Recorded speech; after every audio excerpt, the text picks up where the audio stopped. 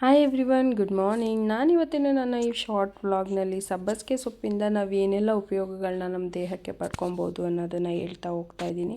ಇದು ನಮ್ಮನೆ ತೋಟದಲ್ಲಿ ನಾವು ಸಾವಯವ ಕೃಷಿ ಮಾಡಿಬಿಟ್ಟು ಈ ಸಬ್ಬಸಿಗೆ ಸೊಪ್ಪನ್ನು ಬೆಳೆದಿದ್ದೀವಿ. ಅಂದರೆ ನಮ್ಮ ಮನೆ ಅಡುಗೆಗೆ ಒಂದು ಲೈನ್ ಮಾತ್ರ ಈ ಸಬ್ಬಸಿಗೆ ಸೊಪ್ಪನ್ನ ನಾವು ಹಾಕ್ಕೊಂಡಿದ್ದೀವಿ. ನಮಗೆ ಯಾವಾಗಾದರೂ ಅಡುಗೆಗೆ ಬೇಕು ಅಂದಾಗ ಫ್ರೆಶ್ಶಾಗಿ ಹೋಗ್ಬಿಟ್ಟು ನಾವೇ ಕಿತ್ಕೊಬಂದು ಅಡುಗೆನ ಮಾಡ್ತೀವಿ.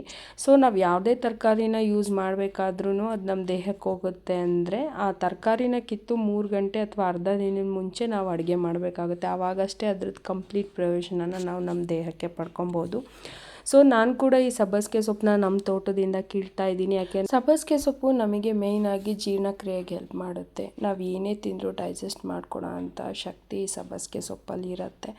ಆಮೇಲೆ ಯಾರೆಲ್ಲ ವೆಯ್ಟ್ ರೆಡ್ಯೂಸ್ ಮಾಡಬೇಕು ಅಂದ್ಕೊಂಡಿದ್ದೀರಾ ಅವರು ಪ್ರತಿನಿತ್ಯ ಈ ಸಬ್ಬಸಿಗೆ ಸೊಪ್ಪನ್ನು ಯೂಸ್ ಮಾಡಿದ್ರೆ ಖಂಡಿತ ಈ ಸಬ್ಬಸಿಗೆ ಸೊಪ್ಪಿಂದ ನೀವು ಸೂಪ್ ಮಾಡ್ಕೋಬೋದು ಅಥವಾ ಪಲ್ಯ ಮಾಡ್ಕೋಬೋದು ಅಥವಾ ಬೆಳಗಿನ ಬ್ರೇಕ್ಫಾಸ್ಟಿಗೆ ಸಬ್ಬಸಿಗೆ ಸೊಪ್ಪು ಪಲ್ಯ ಮಾಡ್ಕೊಂಡು ನೀವು ಕನ್ಸ್ಯೂಮ್ ಮಾಡ್ಬೋದು. ಖಂಡಿತ ವೆಯ್ಟ್ ರಿಡಕ್ಷನಿಗೆ ಹೆಲ್ಪ್ ಮಾಡುತ್ತೆ.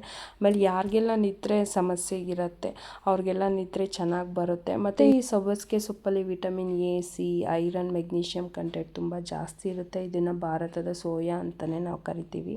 ನೀವು ಯೂಸ್ ಮಾಡಿ ಇದರಿಂದ ಪ್ರಯೋಜನ ಪಡ್ಕೊ